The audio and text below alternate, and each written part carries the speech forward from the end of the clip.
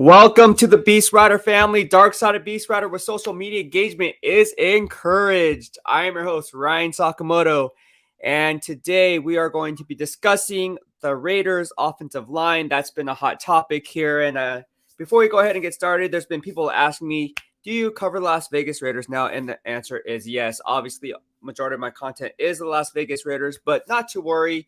It doesn't matter what team you root for, because as you guys know, I run my BWF game grades, and you guys know how I keep those things 100 all day, every day. So nothing really changes outside of, the BWF game grades, the predictions, the analysis, fantasy football.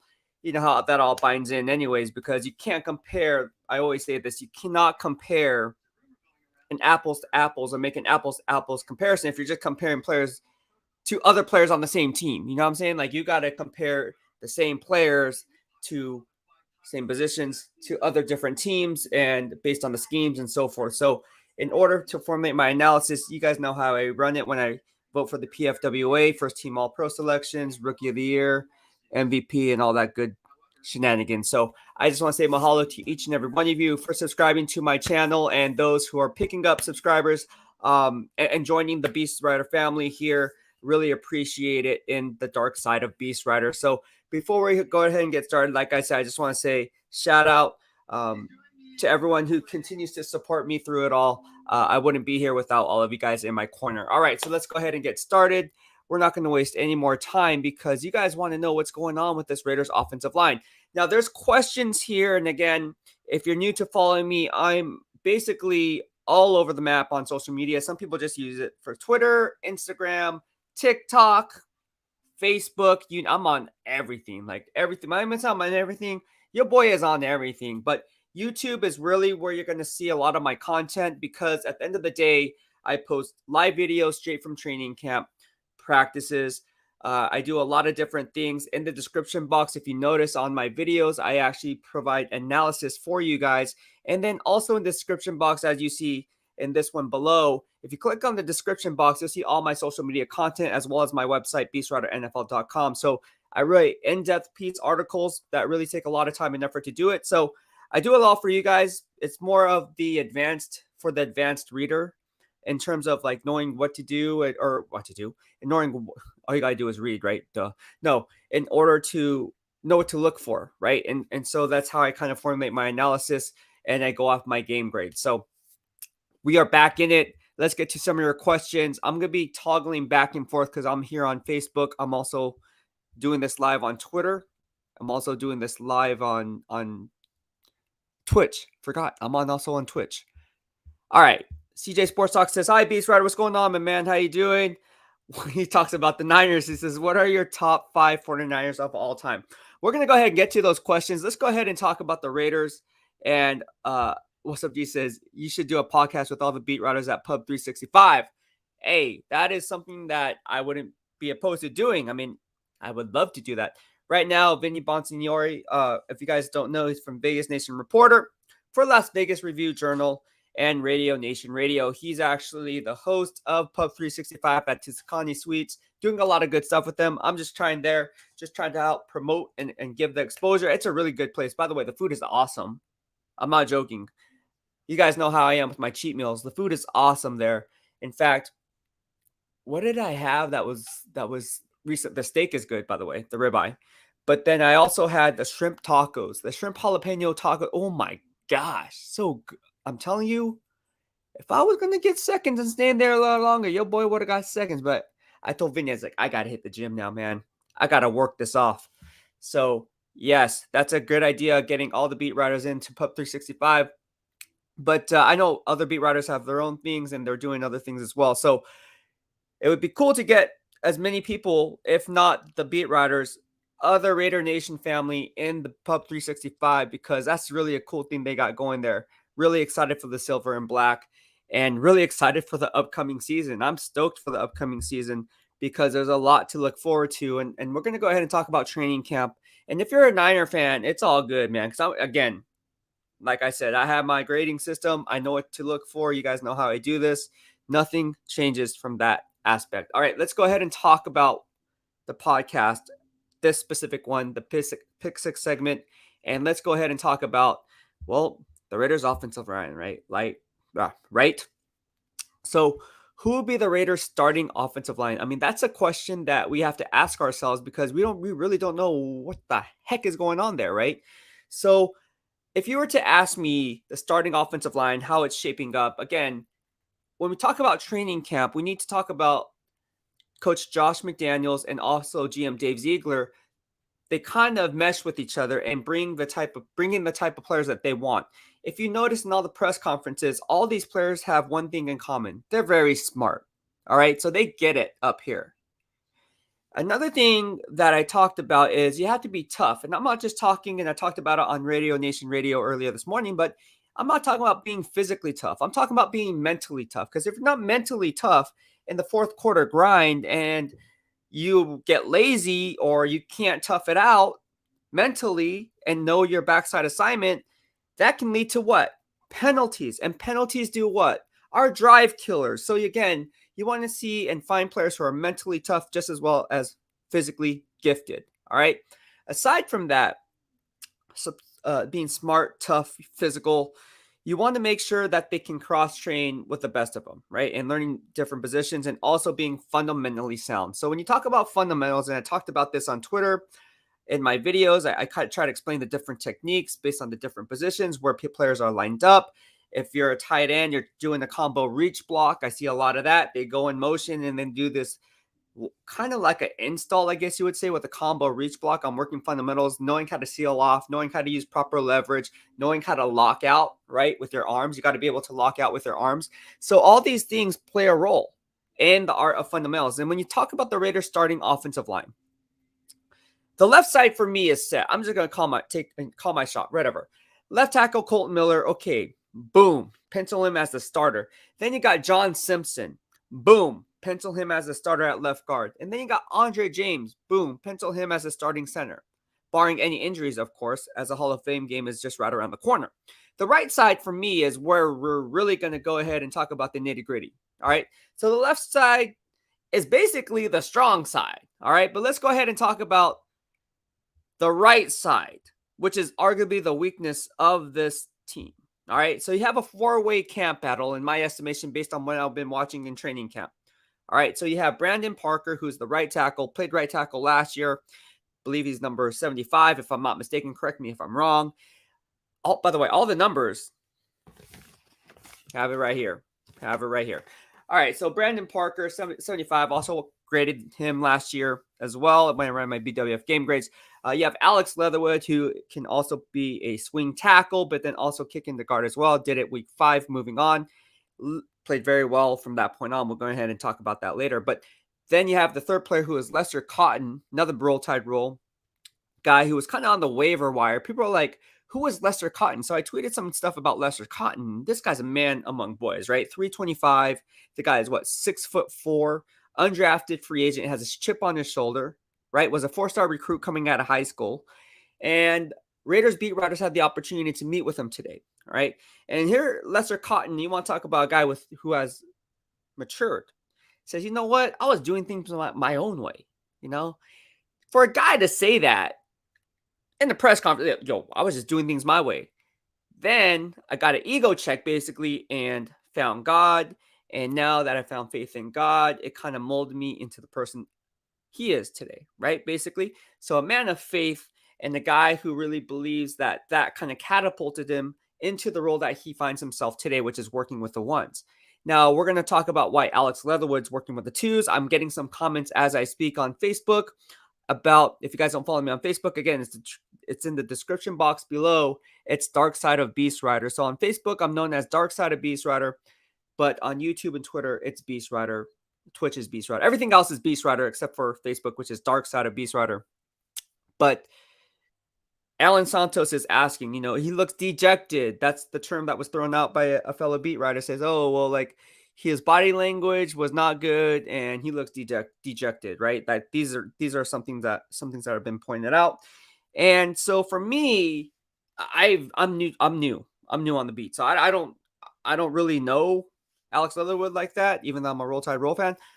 So I can't really say how his body language should be.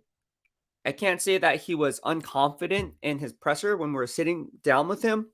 I will say he's very smart. I will say he is a good football player. I will say all these different things. Now, people are calling him a bust on my Facebook pages and Facebook groups that I'm in. They're like, oh man, Alex Leatherwood is bust. No. If you check the Beast receipts, if you go back here on YouTube when we did the live stream, and once Alex Leatherwood was draft number 17 overall last year, what did I tell you guys? It was a reach. Yes. It's already put out there.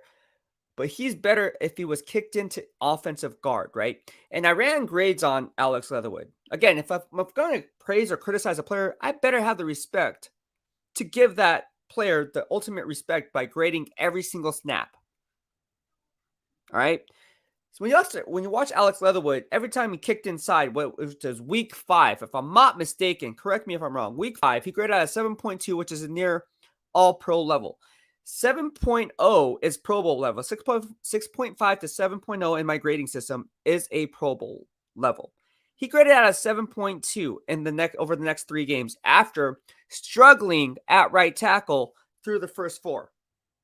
All right. And then you want to take an apples to apples comparison. Again, I run grades on all 32 NFL teams. You don't believe me? If you're new to follow me, go check the Twitter and you can see my BWF game grades. I literally have grades on how many players did we do?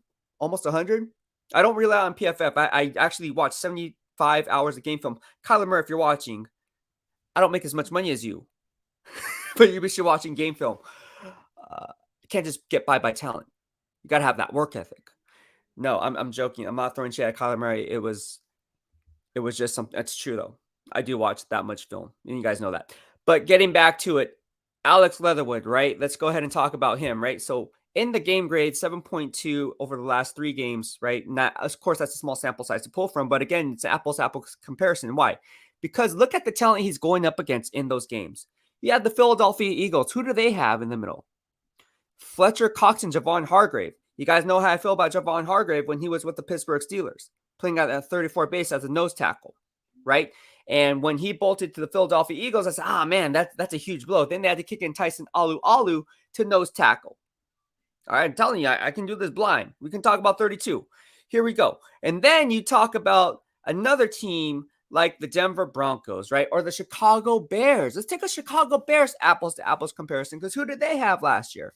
Eddie Goldman and Bilal Nichols. Ring a bell? Bilal Nichols, who I graded last year with the Chicago Bears because I graded Khalil Mack and Roquan Smith and all these other great players. Jalen Johnson, we can go round, and Eddie Jackson, the Roll Tide Roll, we can go round and round. Got grades on those guys. What did I tell you? And we'll get to Tevin Jenkins in a minute, because I knew he was going to be a bust. But getting back to it, what I say? I said what? Alex Leatherwood played extremely well against the Chicago Bears, and he's going up against Bilal Nichols, who's now his teammate. Bilal Nichols is a 2-gap space eater, guys. He's one of the most underrated free agent signings. I know he's injured. One of the most underrated free agent signings by GM Dave Ziegler. I think he got him for 2 years, $11 million. Are you kidding me? 2 years, $11 million. The guy is a beast. The guy is a beast. He's a 2-down stuffer. He's not going to get you like double-digit sacks, but then again, that's not what you ask him to do in that system. So I'm just saying, Bilal Nichols, people were asking me when I was new to covering the team back in March 22nd, I believe it was the exact date, when I decided to go ahead and cover the Raiders exclusively.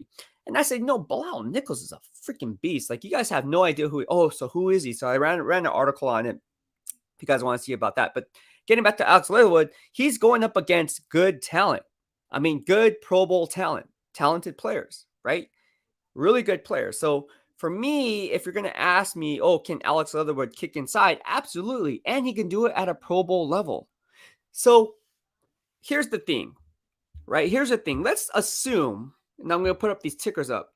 Let's assume that Brandon Parker is the entrance starter at right tackle, right? Number 75, which I think is going to happen. If you were to ask me if I was a betting man in Vegas right now, and you say, hey, Ryan, hey, Beast, what's going on with Brandon Parker? Like, what's the percentage that you think he's going to be the starter? I would give it a 65 to 70% chance that he starts week 1. Okay. Now watch me be wrong and the Beast receipt does not check out. But time will tell, as I always say. But I think Brandon Parker is going to be the right tackle. I think the issue is going to come down to right guard because what's going to happen, again, the Jaguars game is just around the corner, August 4th. And what we're going to see is we're going to see the combo reach blocking of who? Lester Cotton and, of course, Brandon Parker. And if one of those guys struggles, then you can roll. See what I did there? No pun intended. Roll Tide roll. Then you can roll with Alex Leatherwood, maybe being kicked inside or being at right tackle. But you can't do it the other way around because, again, he's a first-round pick. So if he was struggling and then you kind of make the switch after, then we can talk. But again, I think this is a way, and I talked about on Radio Nation Radio, again, from a coaching perspective, from the mental tactic to ensure Leatherwood understands that you need to earn this spot, right? You need to earn this spot. Nothing is given. Iron sharpens iron. So let's just go ahead and compete. All right. We want to compete. You want players that want to compete. You want to go up. Like when I bodybuild, I don't do anything less than a freaking pro show. I'm sorry. If you win first place and it's not a pro show, that ain't it, man. I want to go against the cream of the crop and I want to win against those guys. I want to set the standard to where I'm going against the standard. I don't want to go against anyone else. That's what Josh McDaniels is trying to instill. Look, brew competition, bro. You want to be the starter? Take it. Earn it. And that's Alex Leatherwood could certainly do that. So, or Lester Cotton. I like them both. Roll Tide roll. But at the end of the day, it's like, okay, the best man will win the job. And draft status is not going to be an issue of where you were selected because we know you have a first-round pick and an undrafted rookie free agent. And basically, one was on the waiver wire, coming back and then back on the practice squad and then back to the waiver wire. So he went through waivers, I don't know how many times. I'm talking about Lester Cotton Sr. And now if you were to ask who's starting this week, of course it's going to be Lester Cotton and Brandon Parker on the right side.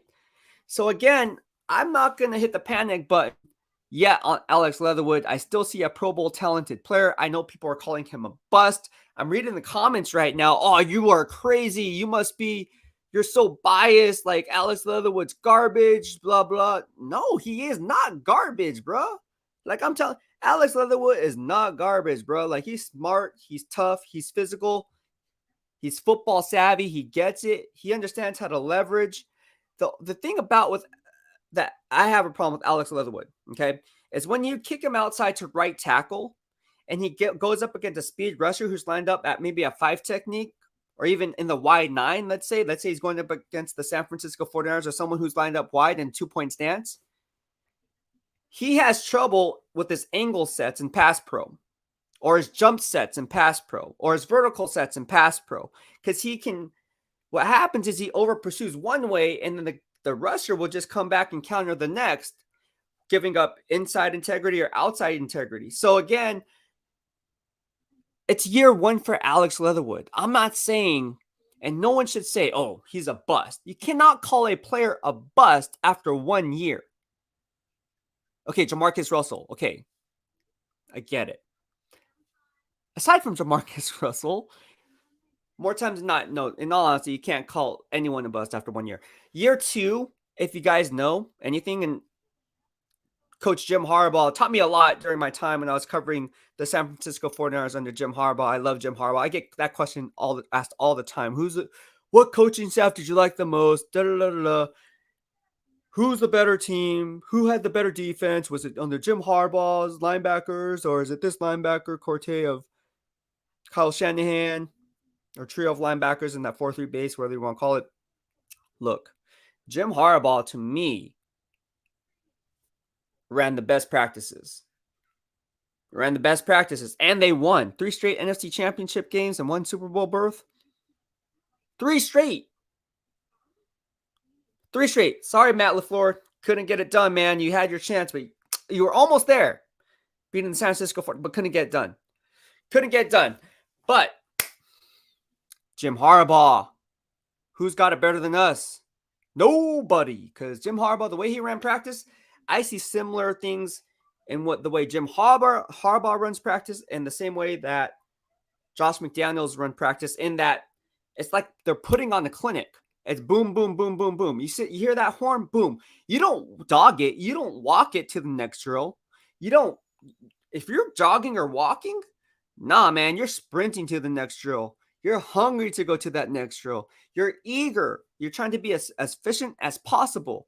Because with the limited time that you have, whether it be installs, whether it be learning a new playbook, whether it be learning terminology, you have to be able to get it and be on the go. A lot of these times, I see other coaching staffs during training camp or watching practice, and you go through, by the way, we're talking about stretching. I'm not going to name the coach. There's players that dog the stretching, but not here with the Las Vegas Raiders, which is something that was really, really cool to see because everyone takes stretching seriously, as you should, because that's how you prevent injuries and soft tissue injuries and torn MCLs and ACLs and all that other good stuff that you really don't want to happen. But I really like the direction that the Raiders are going in. And for anyone that thinks otherwise, you really don't know football. Like, I'm just going to call it. It is what it is. Like, no, dude. So the coaching staff, and I was asked this question at the gym when I went to the gym today. How good is this coaching staff? We're going to find out, but I don't want to, I'm not going to be saying like, oh my gosh, it's like the best ever. But let's face it, he's coming from the best ever, Bill Belichick. So that's the best ever. So take that for what you will. I think it's as good as it gets. And it's not just the coaching staff. It's the scouting department. GM Dave Ziegler is very smart. Look, when I say I cover 32, I cover 32. Look at what the Houston Texans are doing. GM Nick Caserio also comes from the Bill Belichick tree. He has some offensive line moves of his own, right? So what does he do? He wants to field the best five. What does GM Dave Ziegler want to do? He wants to field the best five. So what is the Patriot way, Raider way, Texans way? They want to field the best five. And so the same concept applies on both sides of the football. You want to field the best 22, said on Radio Nation Radio. It doesn't matter. If you're a football freaking player, you put them in the best position to make plays and just let them go. If your best attribute is a pass rusher, like Chandler Jones, then let him rush the passer. Don't ask him to box or spill versus the run because that's not his strong suit. Let him get double-digit sacks, 15, 17 sacks. Let him be like a Trace Armstrong back in the day, right, for the Miami Dolphins. All right, showing my age a little bit. That's how old I am. Trace Armstrong. You guys remember him? But, yeah, that's one of those things, man, where it's just kind of like you're going to see this coaching staff do a lot of different things. And when it comes to the offensive line, I wouldn't be surprised if Alex Leatherwood did start week 1 because, again, it's so new. Like the pads just came on, so it's hard to evaluate players in shorts. It's just, I don't do it. Like, yeah, I'll say this guy looks good in shorts, but again, it's like running a 40-yard dash. Like, what are the odds that an offensive lineman is going to run a to B line 40 yards downfield? Odds are if you're running 40 yards downfield and you're an offensive lineman, that means it's going to be a house call or a touchdown or a long 65-yard run where you're not even in the play anyway. So what difference does it make? Because that running back already is on the third level.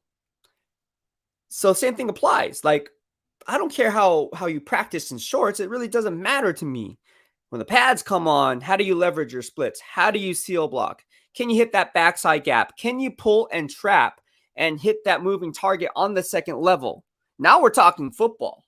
That's what I want to see from the power-based run scheme going from the zone blocking scheme. And now we're going to see that transition on which personnel these players that they brought in can actually play. And now when you take that right guard position, specifically right guard or interior guard, we're going to talk about Dylan Parham too, who is going to be, in my estimation, the primary backup center, right? At the very least, who's also very smart. Interviewed him. He's very bright, just like Alex Leatherwood.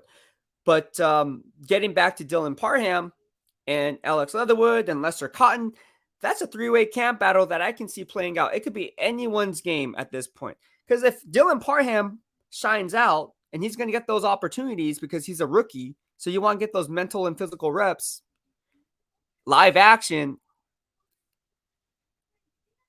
I mean, they ain't drafted number 90 for no reason. That's their first pick.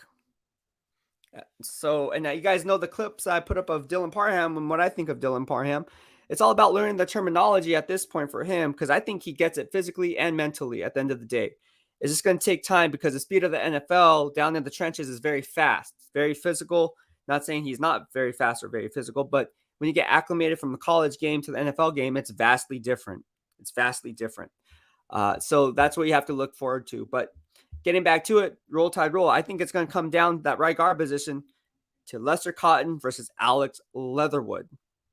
And so I don't know who's going to win that battle. I think it's going to be a camp battle. Iron does sharp iron, right? Iron sharpens iron mentality, bringing the best, brewing competition, right? Helping each other out, because at the end of the day, the ultimate goal is to win a Super Bowl. So you can't be selfish. And if you are, you're not going to be on this team, because again, it's all about the team. What can you do for the team? It's not, that's what the mindset should be. Not what you can do for me. What can I do for the team to make the team better? Because at the end of the day, this is a team sport.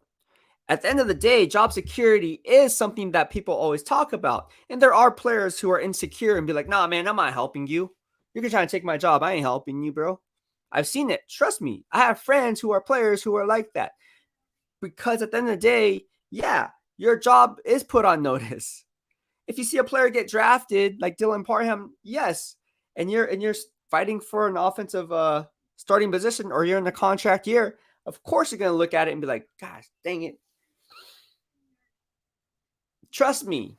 But that's not to say that you're not going to have those other people out there, or other players out there, who are willing to extend a helping hand.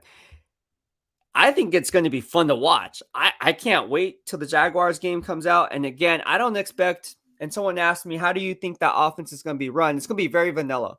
It's going to be very vanilla, because what I see in practice, I think the first couple games, I think what Josh McDaniels and GM Dave Ziegler want to do is see who can play that power-based run, who can actually hit that second level moving target, who knows their assignment. And again, comes down to what? If all else fails, it comes down to what? Being disciplined, right? No false start penalties. Don't be a drive killer, right? Don't go off sides. Don't hold a player and get called for a holding penalty, right?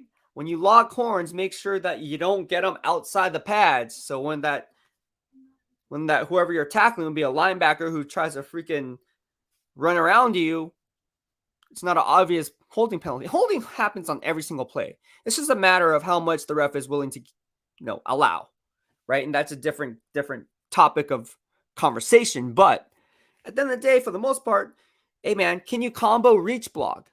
If Darren Waller's lined up on my side of the formation, are we good at combo reach blocking? Hitting that second level. Are we good off stunts and pass pro? Okay, it's a tackle and stunt. Okay, if I'm the guard, and you saw Alex Leatherwood struggle with this last year as a rookie, which is fine. He's a rookie. He can make rookie mistakes. No one's perfect. But how do they come off their tackle and stunts and twists? Do they maintain proper leverage? Right? These are things that you look for. And these are the things that you're going to look for in the Raider game. So don't expect anything, no trick plays, none of that. It's just going to be very vanilla. Because I want to know who knows the assignment, who can cross-train their assignment, meaning flipping on one side to the next. And then also, on top of that, who executes at the top of their game. So when you formulate your best five, you can look at it and say, you know what? This guy does this. This is what scouts do. He does this well, this one, okay. He's okay. This one, good. And then you compare it with another. Okay, well, this guy does this well, but he does this well. So is the trade-off better if you have this guy as opposed to this guy? These are things you look for. But yeah, this is fun, man. I mean, you guys have been asking about me hopping on the live stream, even though I talk Raiders. You guys love it. Dylan Parham will be the starting offensive line for the Las Vegas Raiders. Look, CJ Sports Talk calling it. Leo Phoenix says, I like him. He wasn't very well spoken, though. He likes Lester Cotton. I like Lester Cotton too, Leo. Thank you so much for tuning in. I really like Lester Cotton, and I'm a huge Roll Tide Roll fan, but I really like Lester Cotton. I like his demeanor. I like how he checked his ego at the door and said, you know what? Looked in the mirror and said, hey, obviously what I was doing wasn't working, so I got to change the future, right? I got to change my future. So I think what you see from Lester Cotton is a guy who is mature, who took a step in growth both on and off the football field, and now who's winning on the football field. So how can you not root for a guy like Lester Cotton? The guy's 325. The guy's a big boy. I mean, he'll pancake me like I don't know what. Like, I wouldn't be alive, that's for sure. And the guy's a big dude. He's big. Runa Perez says, "Hey Ryan, hope everything is good with you. Thank you, Runa. Appreciate the love and support." See, we got the Niner fans all up in here still. It's all good, man. See, Niners. I love my Niner fans too. Arun Singh says, "Miss you not talking about Niners." I know. But hey, we can talk about Niners too. We'll talk about. I'll do this. I'll talk about a Niner podcast on a different show, or you can talk about this one. It don't matter. But I know you guys want to know my take on Deebo Samuel. I've been getting DMs on Instagram specifically on that one on Deebo Samuel. And look, I'm happy he got paid. But what I tell you guys, I told you guys from day one, what was the reason? It wasn't about the money. It was about he wanted to get compensated as the wide back, right? He didn't care how he was being used as the wide back. Just compensate the guy as a wide back. And I think that's what he got. So happy for Deebo Samuel. Happy for the San Francisco 49ers. Happy that they got their franchise player taken care of for the long term. Because let's face it, if you lost Deebo Samuel, there goes half your, I would say 65% of your offense. Arun Singh, sorry, but I wish you were back covering the Niners predominantly. Only 4 people watching this right now. 8 chats, 6 from 49ers fans. Hey, it's all good. It's all good. I'm in the dream. Says, "Hi, Ryan. How you been?" I'm good, man. Leo Phoenix says, "Get over it. He's not covering the Niners. He's a Raider now." He's a Raider now. I am. I joined the dark side. I agree. I think he overcame some stuff and is starting to play well in camp. I wish the best for him. I think his mental is lacking a little, or maybe just not very well spoken. But either way, very, very good. Either way, good. Yeah. So that's where I pretty much at in terms of the Raiders' offensive line. I think if you were to ask me, and again, I put this up on my articles too in my BEASTwriter Plus newsletter, that the left side's pretty much set in my estimation, right? I think it's going to be Kolton Miller. I think it's going to be left guard's going to be John Simpson, and I think Andre James. I think those 3 are set. It's the right side that needs some kind of fine tooling because you don't know what you're getting with Dylan Parham yet because he hasn't seen any NFL live action yet. But you know what he can do. You see it on film. So you wouldn't draft a player if you didn't think he was tailor-made for a power-based run scheme, and at least knowing how to be fundamentally sound at the point of attack. Then you have Alex Leatherwood. You know what you're getting with him because we saw what he did his rookie year. So now you can see an apples-to-apples comparison of, okay, we saw what he did in year 1 from right tackle and then being kicked inside to right guard. But, again, a new system. Can those skill sets and those snaps convert to this new coaching staff that we're in, these new playbook that we're trying to instill? And if so, at what rate can he win those battles? Right? Then you have Brandon Parker. You know what you're getting with him. If you're formulating the best 5, in my estimation, I would keep Brandon Parker at right tackle. I think he's the best right tackle for the team. I think he should be the starter at right tackle, and I think the fight should just be on the interior and that right guard position between Alex Leatherwood and Lester Cotton, and with Dylan Parham getting cross-trained as the primary backup because you don't want to put too much pressure on him if you don't need to, because he's learning both the center position, who obviously is the most important because he makes the line calls, and both swing guard positions. I think that's going to wrap it up. If you guys have any questions or concerns, let me know. Drop your comments in the section below. I hope you guys like this live stream. We're going to do more of these live streams every day as we keep things hot here in the dark side of BEASTwriter. Steven Nagashi says, "What's up, Ryan? Good to see you again here." Thank you so much, Steven. Steven's a Chicago Bears fan. We have fans from we have Chiefs Kingdom in here. We have Packers fans in here, Panthers fans always in here, Falcons fans. Who else do we have in here? Every team, because I talk about every team, literally talk about every team. So I just love talking about football. I'm very excited covering the Las Vegas Raiders. exclusively here in the DOB. It's going to be fun. We're going to keep it lit. I'll call it how I see it, as I always do. Bust out my game grades. I love doing that, by the way. Love my game grades. And it's going to be a lot of fun. Michael McCann says, mahalo, my brother. Miss your 49er takes, but respect the hustle. Thank you so much, man. I appreciate you. And again, man, it's just like one of those things where it's nothing like I feel like this is a goodbye, but it's always a see you later type of feel, right? So I'm really not going off the grid. Again, I cover all 32 NFL teams, my man. But I really do appreciate you supporting and hopping on the show and dropping that comment. It means a lot because I wouldn't be here without all of you guys here in my corner. So I know you guys are probably upset. Some of you fans are saying to me, oh, how could you? You're a traitor. This, you're that. Like, blah, blah. Like, I knew it. It's like, you knew it. What do you mean you knew it? I'm like, okay, cool story, bro. But at the end of the day, I'm just happy to do something I love and I'm passionate about. And I always put it like this. Look, do I tell you how to do your job? No. So don't tell me how to do mine, right? Do you pay my bills? No. Do I pay your bills? No. So I'm not going to tell you what, you know what I'm saying?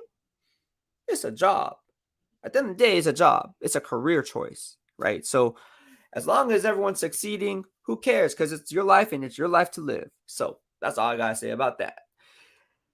RNC says, I missed his 49ers coverage.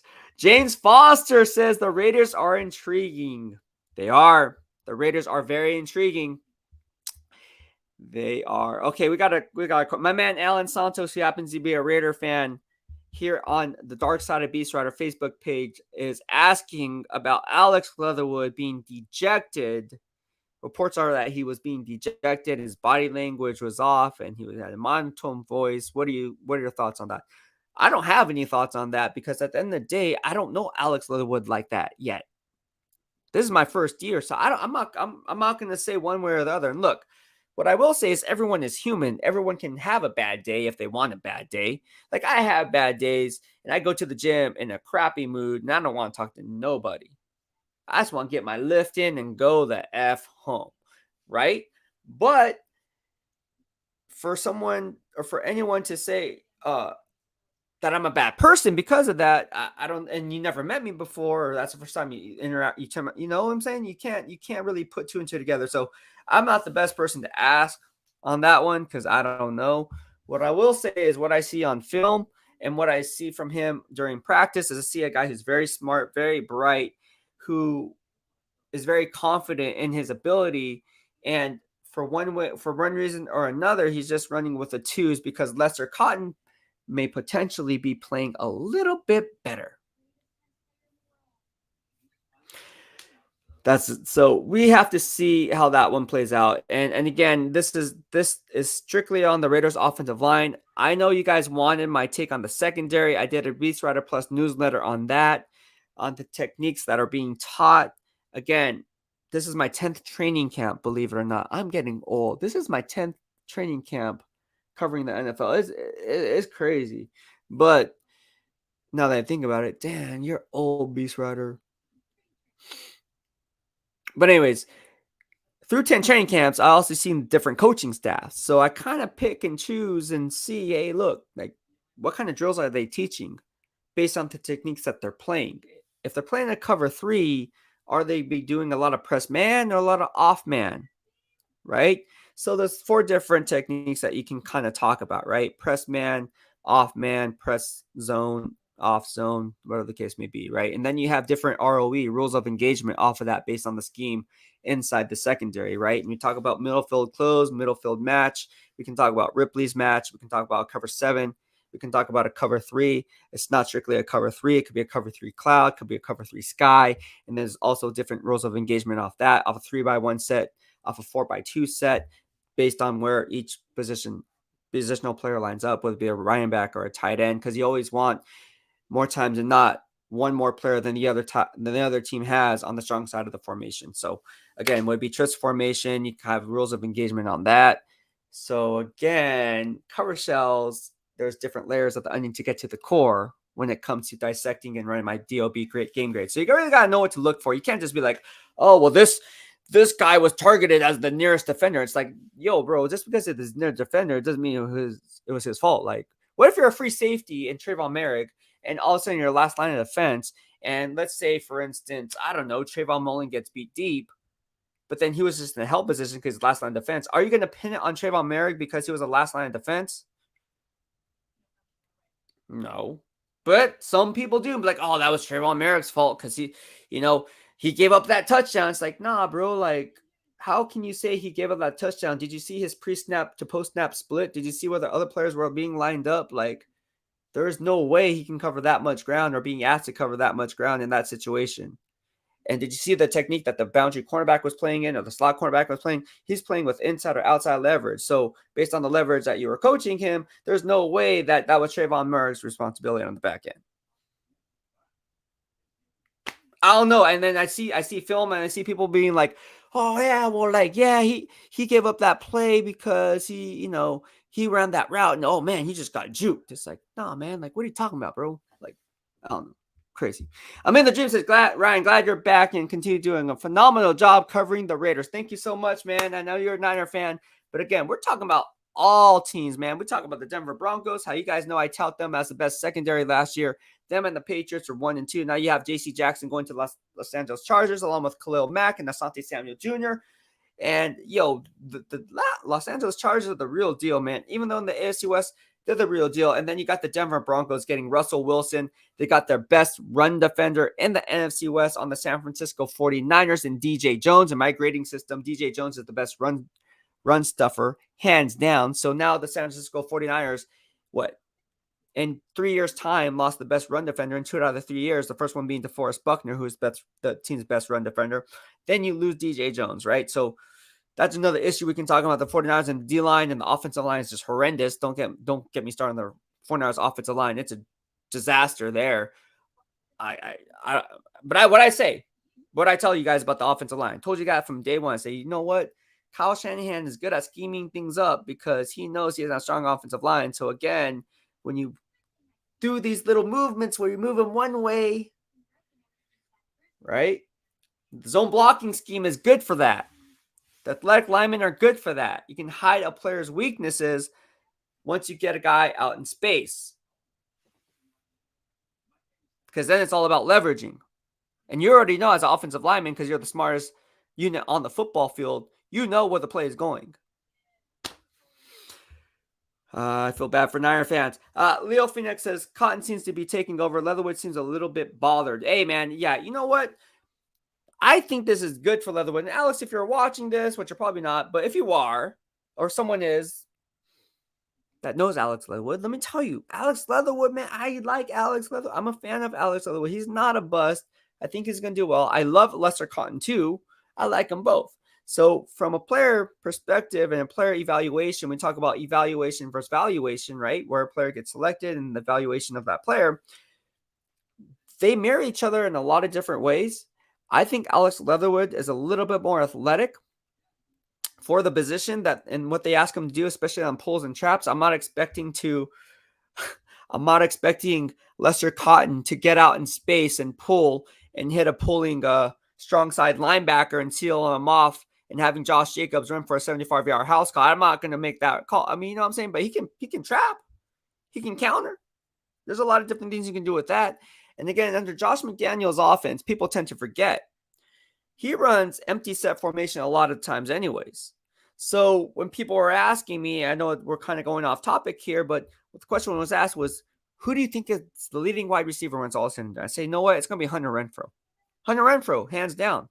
He's going to get at least 25% of the target share, fantasy football owners, and he's going to rack up at least 1,300, 1,100. He racked up 1,038 receiving yards last year, 9 touchdowns, and I think he had 103 catches. Mistake me if I'm wrong, doing this off the top of my head, right? I think he had 103 catches for 1,038 receiving yards and 9 touchdowns, right? Someone look it up and tell me if I'm right or wrong.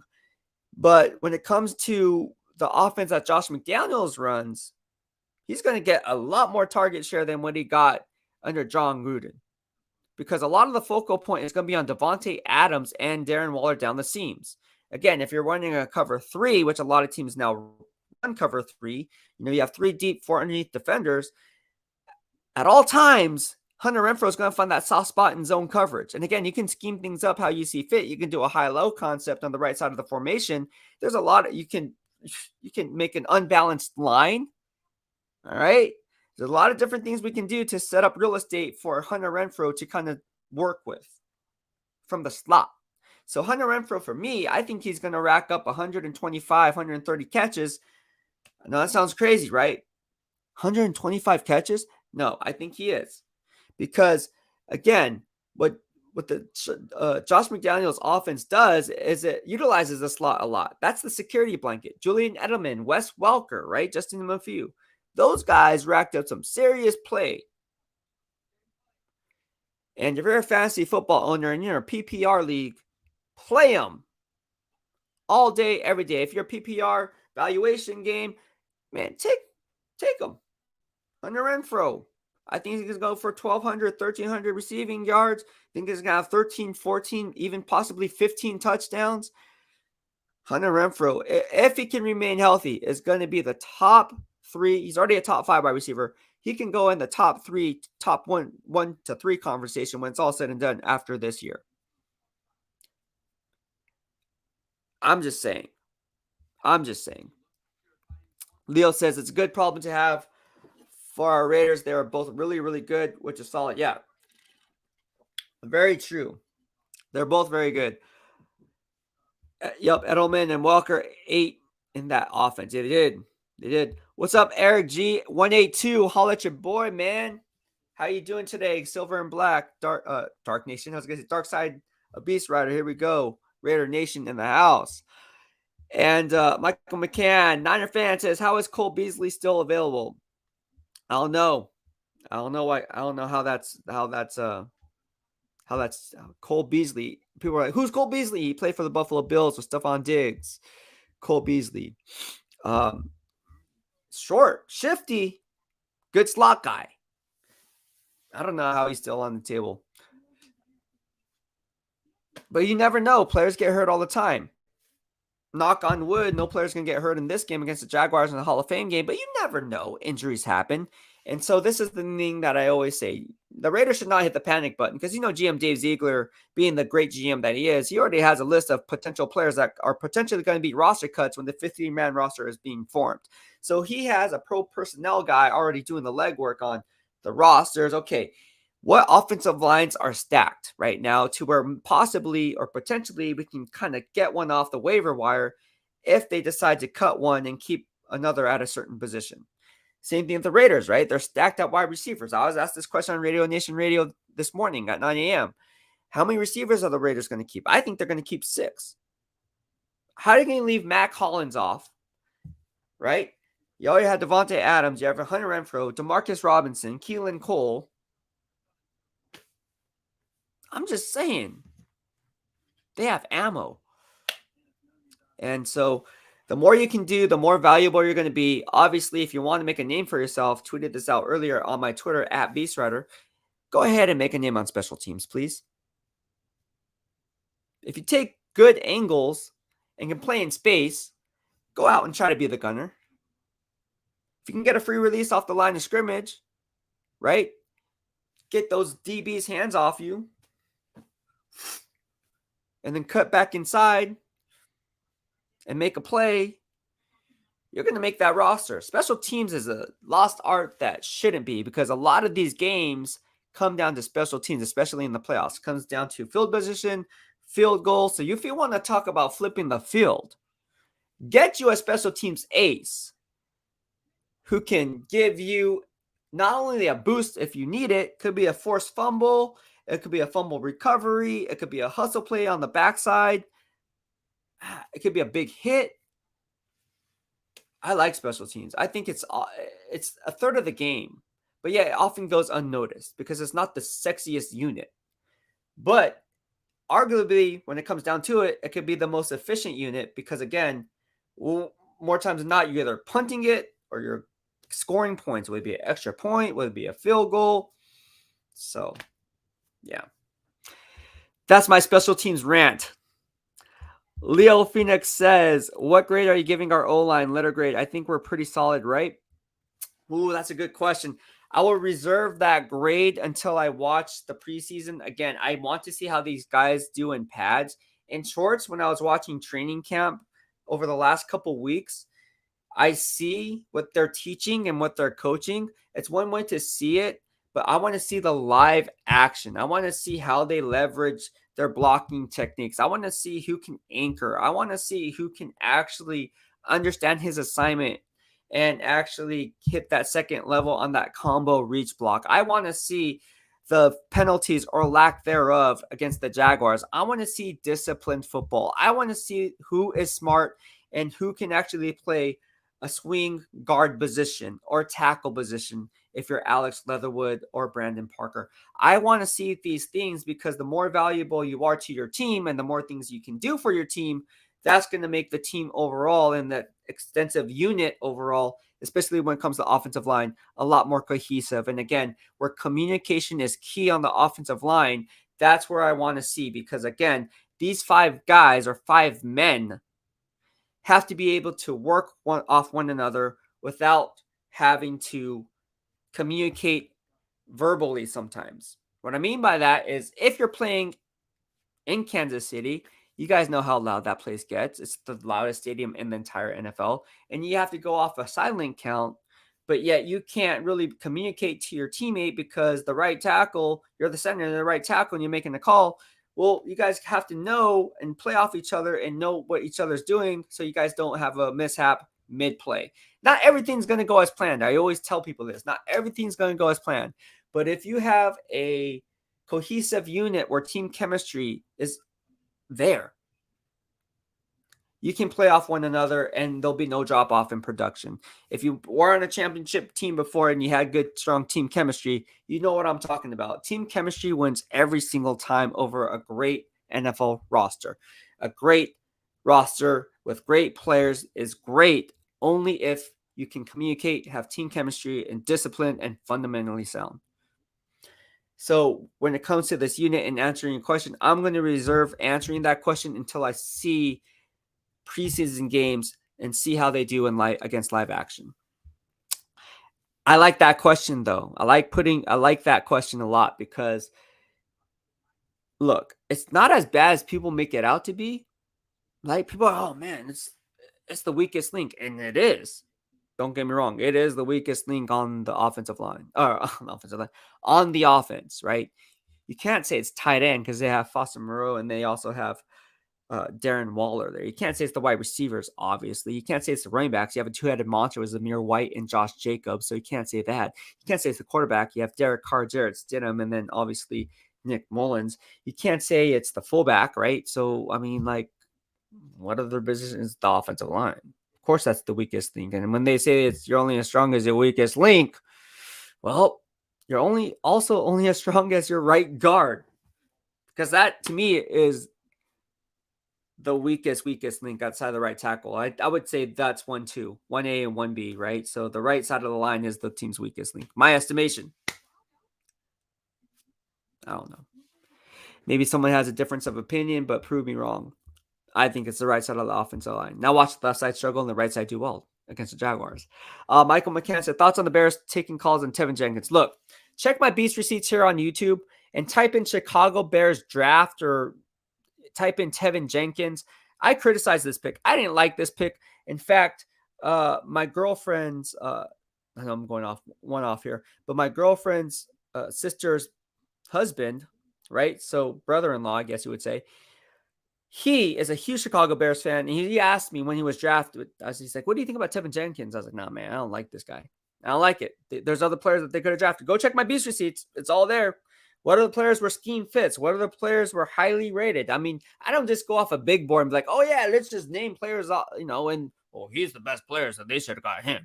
No, he has to be a scheme fit. He has to actually play in that scheme that they were playing in. Or if not a scheme fit, be scheme diverse. Because as we know, what I said, Ryan Pace is probably going to be on the outside looking in.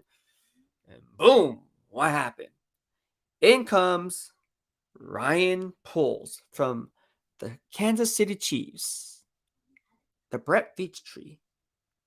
And what does he do? Cleans house. Akeem Hicks, check my Twitter receipts. Akeem Hicks, I said, they're not going to resign him. They're going to let him go. Boom, gone. Khalil Mack, boom, gone. He's cleaning house. Allen Robinson, clean, gone. Right? Why? They have young talent. They have Darnell Mooney. You guys know who Darnell Mooney is? If you guys don't know Darnell Mooney, I'm high on Darnell Mooney. Guy's fast, guy's quick. He's not the tallest guy, but I like Darnell Mooney. Gain separation at the top of his route. He's one of the most underrated players in my estimation.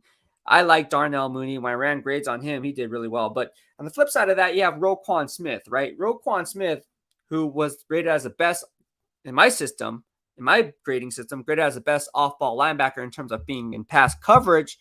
Not last year, but the year before that. Last year, he kind of tapered off. He's my third-ranked off-ball linebacker. Of course, Darius Leonard was 1, and Fred Warner was 2. But getting back to it, the Chicago Bears. If you're watching, and we have Bears fans in here, and I talk about Chicago Bears from time to time, man, that offensive line is going to be not good. Not good. They're as bad as the Niners offensive line. Look, if you don't have an offensive line and you're a GM and you don't build teams from the inside out, you're doing it wrong. You're doing it wrong. If you don't build teams down in the trenches, winning on both sides, you're doing it wrong. It all starts up front. Everything starts up front. You need strong offensive linemen so they can pass protect for the quarterback. Otherwise, it'll be like a chicken running with his head cut off, right? You need a strong offensive line to open up holes for the running back, right? Unless you have a Barry Sanders, but how many Barry Sanders are there in the NFL? None. All right. So then it goes, okay, well, you can have strong wide receivers, but it does no justice if they don't have the time to get open because the quarterback's flat on his back looking at the sky every 1.2 seconds or being rushed every 0.3 seconds. Like, really, dude, you have to build up that offensive line. That should be the number one priority for anything. And then you're going to blame, and then fans blame the players. Like, oh, man, he sucks. Like, oh, Saquon Barkley, he sucks. Dude, like, you need a freaking offensive line, dude. Like, you try running with a freaking big-ass wall right there. Like, you can't get through that wall if no one's freaking blowing up holes for you. I'm just saying, if Will Hernandez is on his back all the time, three out of 4 times, I know he has a mean streak, but let's face it, like, is the guy really that good? Like, I'm just saying, go blue. I get it, but calling it how I see it. Eric G186 says, who do you see starting at the right tackle position? I think it's going to be Brandon Parker. Now watch it be Alex Leatherwood. I think it's going to be Brandon Parker. I think the best fit for Alex Leatherwood, and I said it when he was drafted by the Raiders under the last regime. I said, look, he was drafted number 17th overall. I graded him at Alabama when I worked for Hot Mike, covered him, LSU, all the big SEC schools. Alex Leatherwood is tailor-made to be a offensive guard. If you want a Pro Bowl offensive guard, I should say this, a potentially Pro Bowl offensive guard, because obviously the potential is there. Alex Leatherwood's best fit is on the interior, kicking him inside. Now, can he play right tackle? Yes, but that's going to be a longer learning curve. I would say if you wanted to get the best out of Alex Leatherwood and put him in the best position to make plays, kick him inside to right guard, play Brandon Parker at right tackle. Excuse me, I take that back. Alex Leatherwood or Lester Cotton, either or, pick your poison. I don't care. Both of them are going to be really good for you. And then keep Brandon Parker at right tackle. Because there's no point. Here's another thing to this is if you don't give it to Brandon Parker and you start Alex Leatherwood at right tackle and Lester Cotton starts at right guard and Alex Leatherwood struggles, then do you roll in Brandon Parker? Because by then the continuity is going to be off and then you have to play a game of musical chairs. If I was going to play a game of musical chairs, I'd rather have it be one position than 2, if that makes sense. So I would rather have Brandon Parker there because you know what you're getting with Brandon Parker. To me, he's the best right tackle that the team option that they have right now. And that's not throwing shade at Alex Leatherwood. That's just how I see it. Again, Leatherwood and Cotton should be fighting for that right guard position, and it should be a roll tide roll battle. That's my opinion. Now watch me be wrong. Everything I said is probably not going to happen now. Leo Phoenix says, I feel bad for Fields, to be honest, because the kid is good. Yeah, I like Justin Fields. I'm a huge supporter of Justin Fields. I like Justin Fields' intangibles. I think he's smart. He has the arm. He has the agility to evade pressure. He can climb the pocket, keeps his eyes downfield, makes the proper throws in traffic, has the trajectory. He just doesn't have the talent around him. So, as unfair as it is, and it is unfair, that's just the nature of the beast, is the quarterback's going to shoulder all the blame for the victories and the defeats. Is it fair? No, but life isn't fair. Sorry, not sorry. That's just the way the NFL is built. Right? Super Bowl MVP, odds are it's going to be the quarterback. That's just the way it is. My boy, Mr. Cal says, hopping off, but good S, man. Keep up the amazing work. Thank you so much, man. I appreciate you. Yeah, we got some Facebook stuff coming in. Instagram, we got a lot of Instagram DMs coming in. Oh, here's one Facebook. I can't tell if it's my Facebook page or Facebook group. I have two, by the way. I have a Facebook group, a private Facebook group. If you want to join, I have to approve you, which I will. Why would I not approve you? And then I also have a Facebook page, which is public. So Dark Side of BEASTwriter, again, it's in the description box in this channel. But yeah, we can talk football all day, every day, because the Jacksonville Jaguars, as you know, they have Trayvon Walker, who is not a one-trick pony. He can line up at multiple positions. Graded him over at Georgia. He is someone that I can see really shining, especially in the preseason. Now, how much they're going to use him, I don't know. I would think they'd use him a lot because he's a first-round pick. And obviously, before I say anything about the Georgia products, right, because you guys know that obviously Nakobe Dean's my boy. By the way, every team, including the Raiders, passed up on Nakobe Dean. You shouldn't. Yeah, Nakobe Dean's my boy. When I ran grades on Nakobe Dean, when I ran grades on Trayvon Walker, when I ran grades on Jordan Davis, when I ran all these grades on Darian Kendrick, right? Ran all the DOB grades on these guys, BWF grades, whatever you want to call it. Formerly the BWF grades, now DOB grades. You look at who really stands out. And to me, that player was Jalen Carter. This guy is going to be a freaking wrecking ball, dude. Oh my gosh. I remember, so the same feeling that I had about Jalen Carter's production, who's a year out from declaring, it's the same feeling when I told the 49ers scouts about Saquon Barkley when they had, what's his name? When they had, who's that freaking running back? I'm drawing a blank for the Philadelphia Eagles, the Nittany line. But anyways, they were 2 years out. I remember going to KBR and they asked me about Saquon Barkley.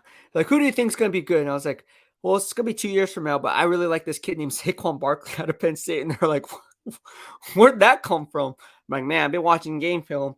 And I talked to the scouts about it and some of the execs, and they're laughing. They heard it. And they're like, man, like, you really love watching football, huh? I'm like, yeah. Like, well, now that we're on the topic, what do you think of Saquon Barkley in a couple of years? Like, man, he's good. So he ended up being good. Obviously, he's hurt. But again, I feel bad for Saquon Barkley. I feel bad for some of these guys because they don't get, I mean, they're getting criticized and it's really not their fault. I mean, injuries are not their fault unless you don't stretch properly and don't take proper precaution and go through the physical therapy side of it in the recovery process. But more times than not, I mean, a lot of stuff is just, it just happens. It's called life. But you really need, in a game of football where it's a team sport, you really need others to kind of raise your game up. Like, do you really expect a wide receiver to have success without a strong offensive line? It's no. It's impossible. Dang near impossible. So that's all I got to say about that. I think we're going to wrap up this last year. If you have any more questions, I do have one other question. Facebook. Dark Side of BEASTwriter, the Facebook page. Okay. So here, give me a question right here. Let's see what it says. Okay, so all right, here we go.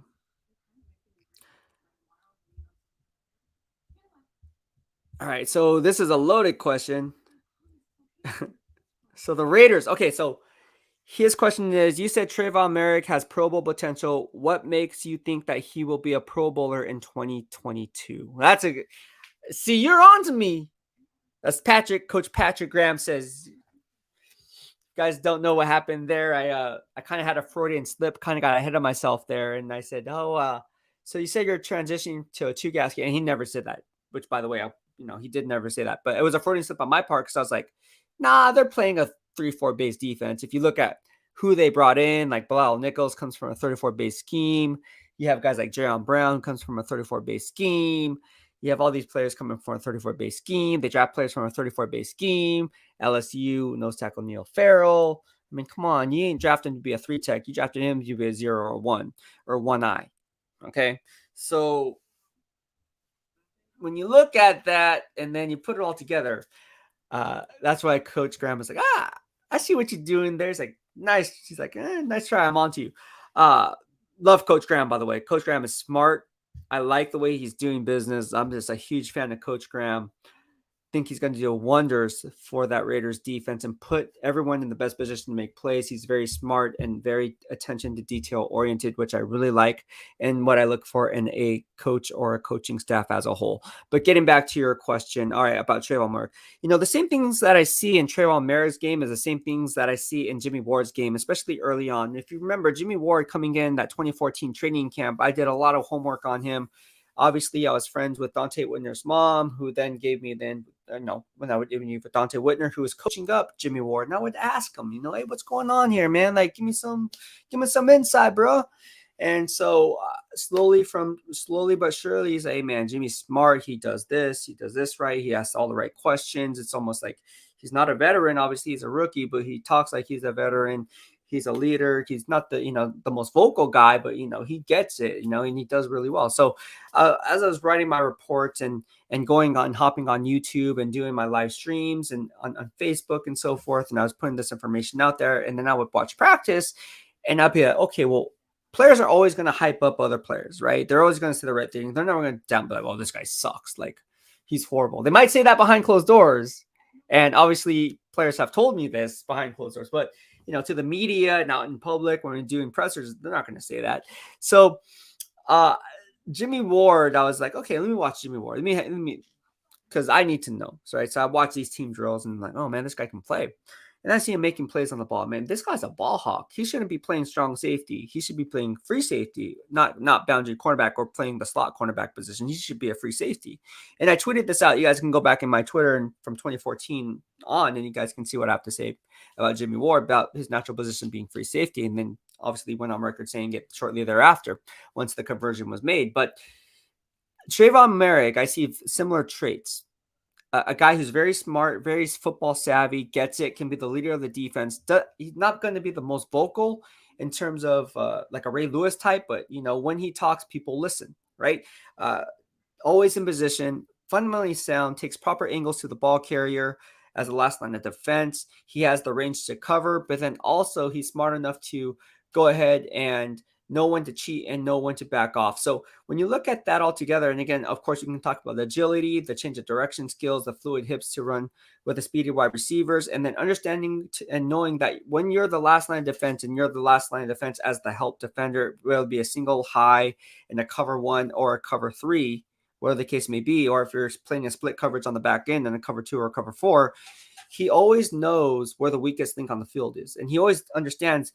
And if you watch All Coaches 22, you can kind of see how he pre-snaps his leverage, because he can kind of tell that he knows his film study because he watches the formation.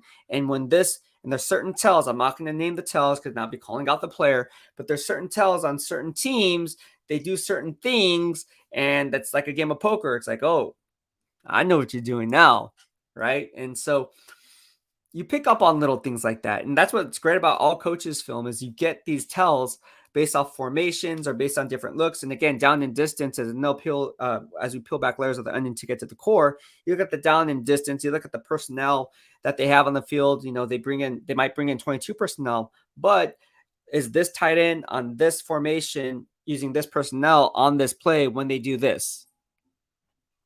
See, that's another layer. I mean, I'm just saying. But when you see Trayvon Martin, he gets it. He gets it. So these are things that I look for and things that I'll be doing as the season goes on.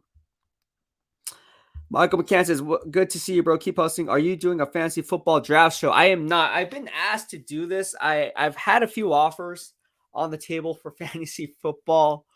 I'll leave that to my boy, Michael Fabiano, who's good at that stuff on the fantasy football side of it. But you guys know who he is. And, that guy does great work, right? So Fabiano does great work. But no, I have had some fantasy football opportunities, I guess you would say. And I haven't done anything with it. I'm just weighing my options right now. I mean, there's a lot of stuff on the table. I'll just be honest with you guys right now. There's a lot of offers on the table right now when it comes to fantasy football, when it comes to, covering the NFL in terms of my insider analysis and stuff like that. I'm just right now, man, I'm just trying to grind it out and covering the Las Vegas Raiders. That's not going to change. I'm covering the Las Vegas Raiders. I think that's part of the reason why I'm just like, nah, man, I'm just going to do this YouTube channel and cover the Las Vegas Raiders, to be honest with you, because this is what I want to do. I want to cover the Las Vegas Raiders exclusively. More times than not. Obviously, I'll run my game grades as I do and talk about all 13 NFL teams, so nothing changes from that in that regard. But talking about them specifically and exclusively, I think that's the direction I want to go in. But for fantasy football, that does play a role with my grading system. So, and you guys know how I use that for fantasy football. So, of course, I do play fantasy football. So, for me, it wouldn't be no drop off in production in terms of getting information out there, whether it be a PPR or a standard league. And then also, if you really want to go in depth and talk about defensive players, if you're in defensive player league where you have big defensive players, whether the guy's going to get a sack this week against this team or XYZ or interception or whatever the case may be, I'll go ahead and provide that. Did it last year. You guys know how I did last year. So it was fun. It was fun. Just did it for fun. And hopefully, something comes up. Maybe we'll shoot something on the side. But for the most part, Las Vegas Raiders all day, every day, man. Carlos M says, bang, bang, Niner gang. What's going on, Carlos? Yeah, man. Hey, look, we can talk about the Niners. We can talk about the Raiders. We can talk about the Steelers. Again, if I'm going to talk good or bad, whether it be the Raiders or the Niners or whether it's whatever team I'm covering, I better be able to do the legwork on the player and cover every single snap and grade every single snap. Got to give that player respect, man. You can't just go on and be like watching YouTubes or read a box score and be like, oh, man, this guy had 5 sacks. He was a monster. Odds are he probably was a monster because you don't get 5 sacks by not being a monster. But let's just say 3.5 of those sacks were created by pressure on the opposite side of the formation. And it was just like a mop-up sack. You know what mop-up sacks, right? Just cleaning out the trash. Oh, that was a garbage sack, man. Like he was going up against a backup, or the case may be he was just like an Aaron Donald, just flushed the play back inside and just blew up that play, taking up the freaking 2 offensive linemen that he was freaking one-gapping, right? So he took away the center and the guard, and then he also took away the running back who was supposed to be in a help position. And all 3 of those players go down, and that allowed, let's say, I don't know, who would make the tackle then at that point? I don't know. Name a player. Leonard Floyd would make a tackle for a sack or whoever the case may be. Who else do they have on Taylor Rapp, a strong side safety blitz. Taylor Rapp makes a tackle. But I don't know. It's just one of those things where it's just kind of like, look, box scores are nice, but you have to do the legwork on the player. No one wants, I shouldn't say no one, there's people, unless you're Kyler. I'm joking, Kyler, too soon. But no, you really got to watch game film. And I'm talking when watching game film, I'm not talking about just watching a replay on NFL Network. I'm talking about getting coaches' film, sitting down and dissecting the play. Like sometimes there'll be 5-10 minutes. I go back because I'm grading 22 players on one play. 22 players on one play. So that's a lot. That's a lot. So to say like, oh man, like, oh, I saw that game. Yeah, he had 5 catches for 86 yards and a touchdown. It's like, okay, well, how many winnable routes did he have? Okay, was that touchdown really a touchdown that was a gimme, or is it, you know what I'm saying? So it's like there's different things. And on the flip side of that, oh, this guy, Trayvon Diggs, graded horribly in my system. Didn't get my vote for first team All-Pro. That's for damn sure, right? I think the top, we talk about the top cornerbacks in the league. I have grades. Look, Pat Surtain was definitely snubbed, but J.C. Jackson, top 3. Jalen Ramsey, the best cornerback in the game, because you can ask him to do a lot of different things. He can line up anywhere. So Jalen Ramsey would be one, but Pat Surtain is right up there, man. And I said Pat Surtain was the most fundamentally sound quarterback since Ahmed Plummer came out in 2000. So people were laughing at me, but oh yeah, Pat Surtain's good, but he's not that good. JC Horn's gonna be better, and I'm like, nah, JC Horn's good. I like JC Horn. Don't get me wrong, but Pat Surtain is just built different, bro. Like I covered him at Alabama. Fundamentally sound, stays square at the line of scrimmage, doesn't open his hips up too early, knows how to play press first man, understands leveraging techniques, understands taking proper angles. If he is beat, knows how to recover, has the makeup speed to recover, makes plays on the football at the catch point, has the height, weight, speed for the position, comes from Bama, so he gets coached up well. Check, check, check, check, check, check.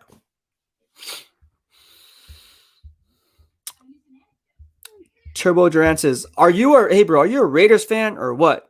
I am not a Raiders fan. I cover the Raiders, but I'm not a Raiders fan. Look, if I cover the Steelers, which I did in 2018 or 2019, I should say, right before COVID, was I a Steelers fan because I covered the Steelers? No. Once you're in the NFL media, you're not a fan of any team. Just FYI, if for all the people out there who want to cover an NFL, you can't be a fan of the team because you have to have unbiased reporting. So to say or ask if I'm a fan of the team, I always tell them, nope, not a fan of the team. Because I'm not a fan of the team. But to say, on the flip side of that, though, to say, oh, do I want them to see them do bad? No. I'd rather them do well, right? Of course I want them to do well. But to say I'm a fan of any NFL team, whether it be the Niners, Raiders, or any other team, no. The answer is no. And that's just coming from me. You can't be a fan of the team. And there are people that are a fan of the team, and then you see them in the press box, and they're like, "Woo!" Like, "Oh yeah." I'm like, dude, like, it's a funny story. I have stories about this too. I was in the locker room, and one thing you're not supposed to do is like, it's kind of common sense though. Like, I don't know. There's a dude that basically he was getting autographs. I'm just like, what are you, like, in my head, I'm thinking, what are you doing? Like, no. But that was years ago. That was like so long ago. It's like when I first was on the beat with the 49ers. All right. But getting back to it, just because I cover the Niners, does that make me a Niner fan? Just because I cover the Steelers, that make me a Steelers fan? What if I cover the Jackson? Just because I talk about the Denver Broncos, that make me a Denver Broncos fan? Or Carolina Panthers fan? Even though Carolina Panthers and I follow each other on Twitter? I'm just saying. I just love talking football. So I would say if you were to ask me if I was a fan, I'm an NFL fan. Yes, I love the NFL. I'm an NFL fanatic. So I'm a fan of the NFL. Turbo Duran says, well, just to let you know, Derek Carr is going to have his big year, put up big numbers, and a Super Bowl. I like that. I'm not opposed to that. I like this thinking. Derek Carr, I'm not, look, I talked to beat writers in the workroom, and majority of them are kind of like, on Derek Carr. If you were to ask me, I'm kind of neutral because I see, based on the talent, that Derek Carr for fantasy football owners, all right, we're talking about fantasy football. I'm not talking about anything else other than fantasy football right now. For fantasy football owners, Derek Carr can be a top 5 to 7. I know it's crazy. Top 5. I'm going to go on and say it. Fantasy. Top 5 to 7 fantasy quarterback. I mean, anytime you have Devontae Adams, Darren Waller, and Hunter Renfrow, and I just went on record saying that Hunter Renfrow can have upwards of 15 touchdowns. And again, I don't know what kind of league you're in, if you're PPR or standard, but let's just say for apples to apples comparison that you are playing in a standard league. Now, I guess we can go the flip side of that because I guess 75 to 70% has shifted toward PPR over the course of the last 35 years. But whatever, that's for a different topic. Let's just say standard league, right? In the standard league, Derek Carr is going to put up some big numbers if he stays healthy. And if this line can hold up, if this line can, there's a lot of question marks and a lot of layers of the onion to really get to the core in making that prediction. Because again, can he throw for 5,000 plus yards? Yes, he can. Absolutely. I mean, Hunter Renfrow will probably eat up 1,300 of those. Devontae Adams going to, you know what he's going to come in with? Probably 1,200, 1,100, maybe 1,500. All right. So that's what? That's 3,000 yards already right there. Darren Waller, if he can stay healthy, combined with Foster Moreau, they'll rack up 1,600 yards right there, and that's on the low end. If they're healthy, let's say one's not healthy. Let's say combined from the tight end positional group, right? I would say they would rack up probably around 1,600 yards. That's a fair assessment, right? 1,600 yards, 800 each. Right? If one gets injured, that's what I'm saying. So I'm taking the averages of both players. So, yeah. DeMarcus Robinson, Keelan Cole, those guys are going to get 7, 8, 9 biggers downfield. And they're going to hit at least one every 2 to 3 games. Mac Hollins, him too. Mac Hollins can get it done too. I mean, this is going to be crazy, man. Like, if the line can protect.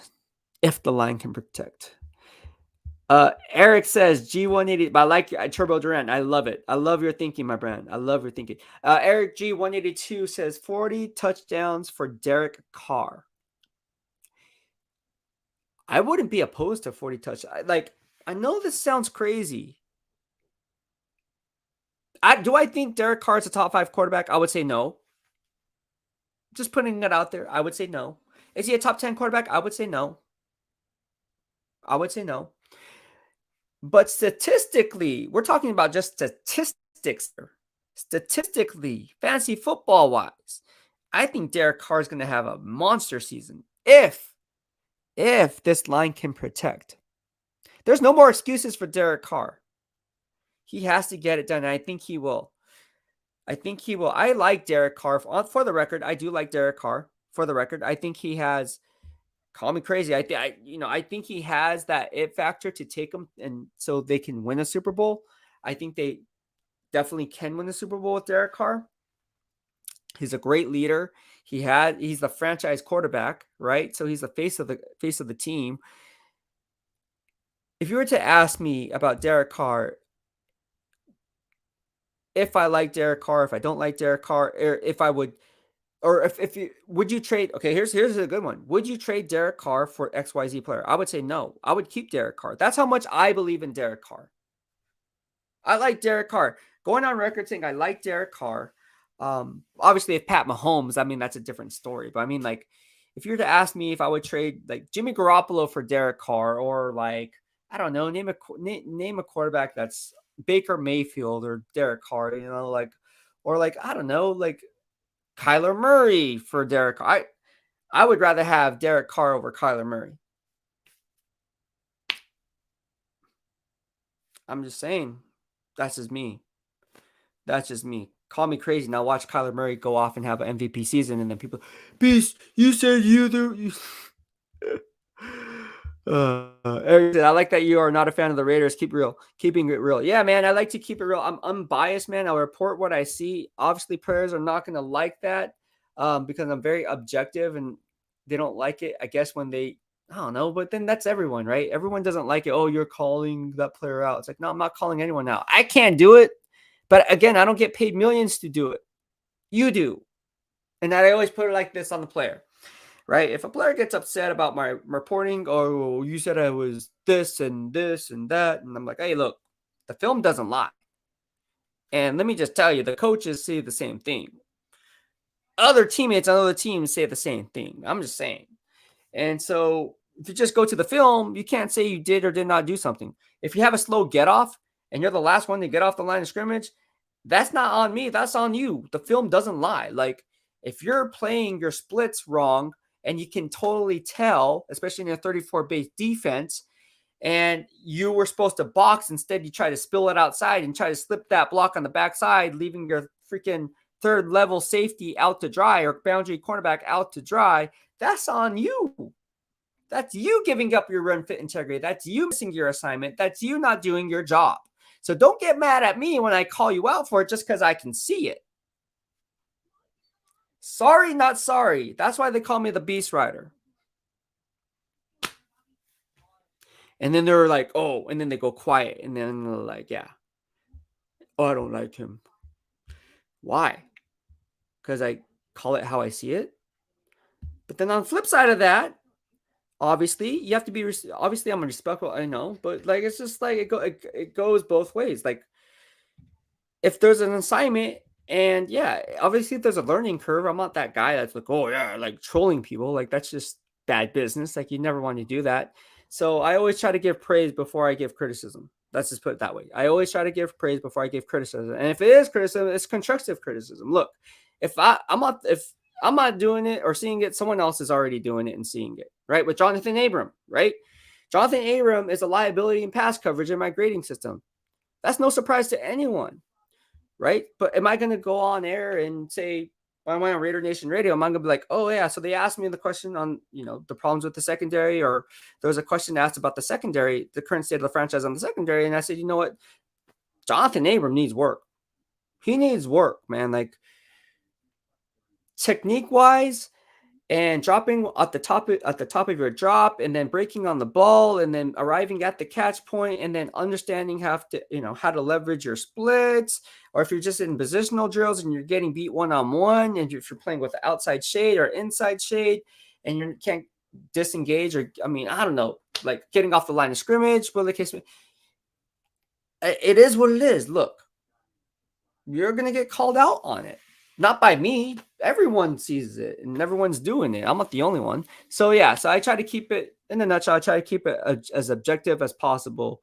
But then again, that's why I'm the BEASTwriter, right? That's why you do have those people who just put out fluff, right? You do have those people who put out, oh man, Jonathan Abram, man, he had a great PBU.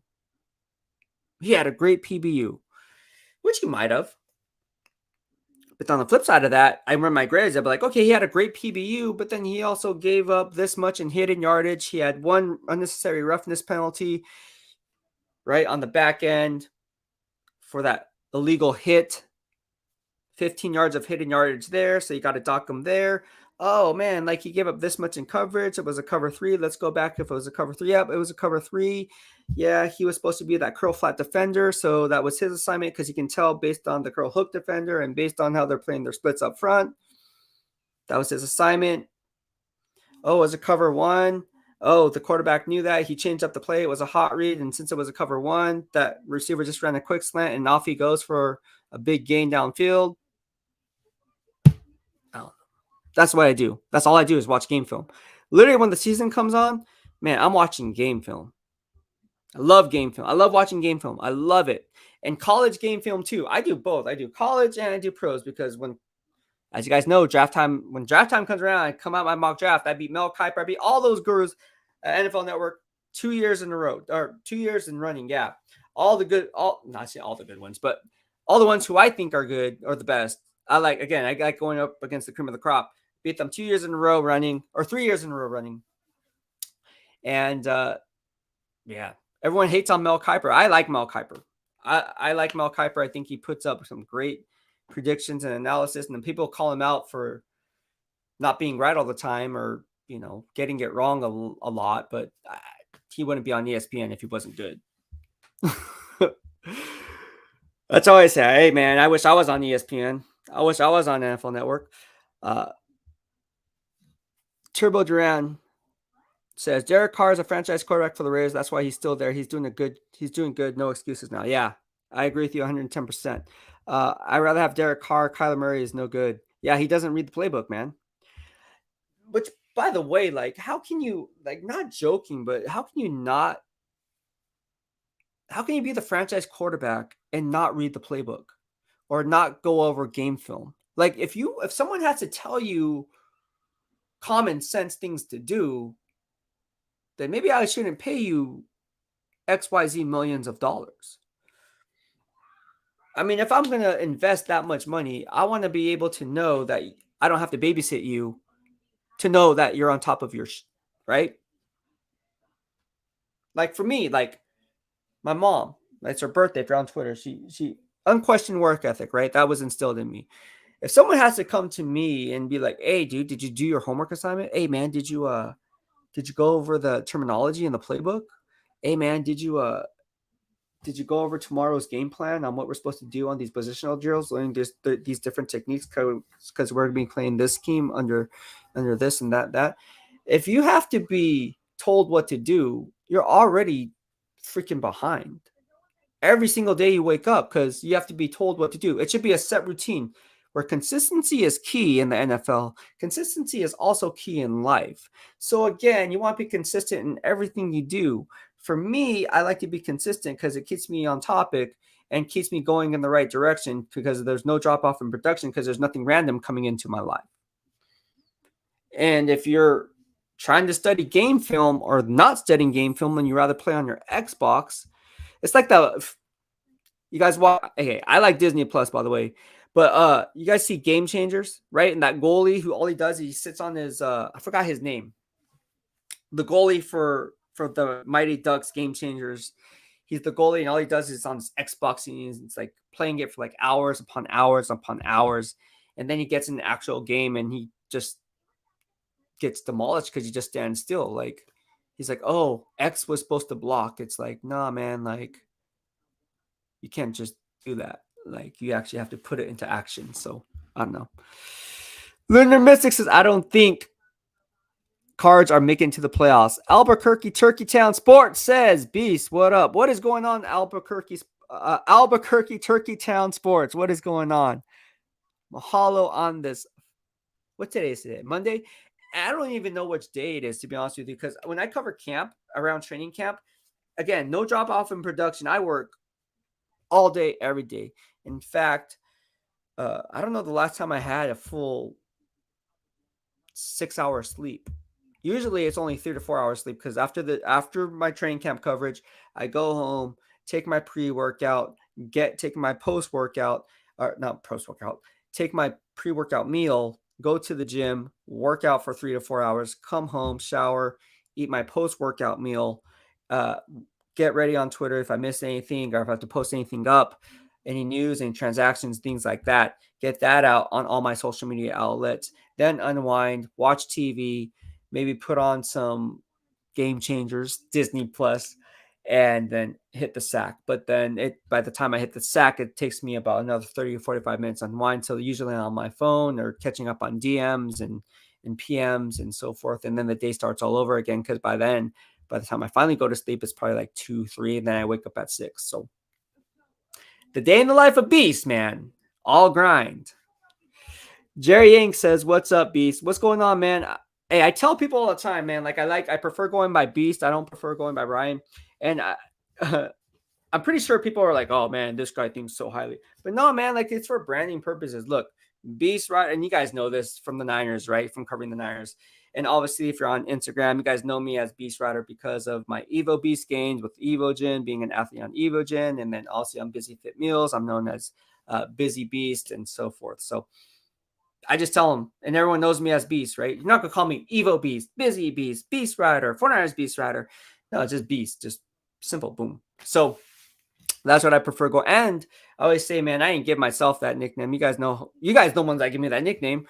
So yeah, that's how BEASTwriter was born. If you're new on the Raiders, and wow, that's a cool name, BEASTwriter. Yeah, it was actually given by the fans for my fitness game as well as my reporting and spot on predictions and analysis. So that's why, well, it started with Beastradamus, where Chris Borland gave me the nickname Beastradamus because of my predictions. He's like, no, you're not Nostradamus, you're Beastradamus. And then I was like, oh my gosh, here we go again. And so that's how BEASTwriter was born. But anyways, yeah, Beast. Thank you for calling me Beast. I appreciate it. I prefer Beast over Ryan any day of the week. Albuquerque Turkey Town Sports says, you know your stuff when it comes to draft night. Thank you so much, man. I appreciate that. Yeah, man. Hey, if anyone was placing bets on the 2021 draft class, you guys made so much money and parlayed my 5 quarterback predictions from Mandalay Bay straight from my house right here. Going on, 45 minutes before the show was. And I said, you know what? This is what's going to happen. Trevor Lawrence is going to go 1. Zach Wilson going to go 2. It's not going to be Mac Jones. Remember that? I said, it's going to be Trey Lance. I said this all day. I'm hearing it's Trey Lance. I'm hearing Trey Lance. Oh, man, the 4th quarterback coming off the board. What I tell you guys, right? I said, oh, man, it's going to be a play for Ryan Pace. He's going to trade up for a quarterback, and I think it's going to be Justin Fields, because they asked me, they're like, who's the one team that's going to make a splash on day 1, 30 minutes prior to round 1. And some of my friends who were scouts were like, damn, dude, it's crazy. Like, looking back, they still can't believe I nailed all 5. I said, Ryan Pace being he's on the hot seat, man. I'm hearing he's on the hot seat, which he was. Obviously, he's not the GM anymore. I said, he's going to make a splash. He's going to trade up for a quarterback and give up a lot and go get Justin Fields. Boom. What did he do? Got Justin Fields. Oh, what are the Patriots going to? Oh, most likely they're going to stay pat. They're not going to. There's reports going to trade up. No, if anything, they're going to trade back and they're going to take Mac Jones. Boom. What happened? Mac Jones sits pats. Boom. I don't know, man. I love the draft. But a lot of that also comes down to not having, insider analysis and so forth, but it's also covering like game grades and watching film and knowing tendencies of the GMs and the coaching staffs and what they like to do, right? So again, I've been doing this since 2000, covering the NFL draft since 2000. So that's why I can name players from 2000. No, I watch a lot of game film. So if you want to talk about that 2000 draft, I mean, we can talk about, again, the Niners. You have Julian Peterson coming out of Michigan State. He was known back then. Now we call him Edge, right? Capital letters, EDGE, Edge. But nowadays, they're not called edges. They're called tweeners back in the day. So they were called a tweener back in the day. That's what we call hybrid 4-3 defensive end, 3-4 standing outside linebacker, and a 2-point stance. We called them tweeners back then. So I don't know where the edge phrase came from, but I kind of prefer the tweener phrase. Maybe I'll use the tweener role more often because I just that's when I started covering the draft. That's what we called them. We called them tweeners. So you have tweeners like that. Like Julian Peterson was a tweener. Chandler Jones would be considered a tweener. Max Crosby obviously would be considered a tweener. Nick Bosa would be considered a tweener. Khalil Mack would be considered a tweener. Aaron Donald would not be considered a tweener because he's a defensive tackle. Big defensive tackle. So anyway, okay. Albuquerque 13 says, when Kyler Murray runs down the field, he looks like a baby in diapers. Lunar Mrs. Beast, it's actually criminal that you're not the big names in the media when it comes to football. Been watching you for a minute, and you are the most consistent analyst I've ever seen. Keep up the good work. Thank you so much, man. I appreciate the kind words and love and support. As long as I'm here on YouTube. YouTube give me this platform, and again, I do well on YouTube, so I'm happy with YouTube. I don't think I'm ever gonna leave YouTube. I don't think I'm ever gonna. YouTube just. I'm fine with YouTube. I'm fine with Facebook. Fine with all those other social media platforms that give me Twitter, Instagram, all these platforms that give me the platform to do what I do. So yeah, it's all good, man. I mean, I always say, man, everything happens for a reason, and whatever that reason is, God has a plan. God has a plan, and whatever that plan is, I'm just gonna place my trust in God. So there you have it. Coming from a Christian family background, I always try to, they say live by faith, not by sight, right? So that's what I try to do. Don't want to get all religious on you guys, but yeah. So thank you so much for the kind words. I appreciate it.